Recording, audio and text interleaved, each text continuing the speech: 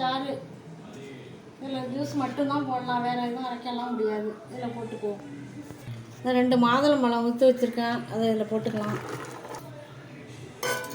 1 tumbler காய்ச்சி ஆற வச்ச பால்,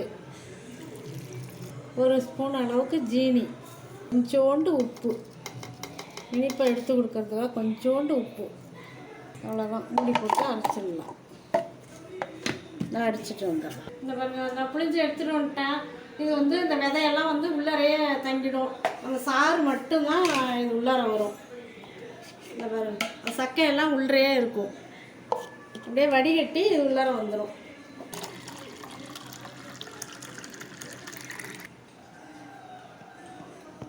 ஜூஸு செம்ம டேஸ்ட்டாக இருக்குது. நீங்களும் இது மாதிரி போட்டு வீட்டில் போட்டு குடிச்சு பாருங்கள். எப்படி இருந்ததுன்னு கமெண்ட்டில் சொல்லுங்கள். ஒரு லைக் போடுங்க, ஒரு சர்ப்ரைஸ் பண்ணுங்கள். பாய்.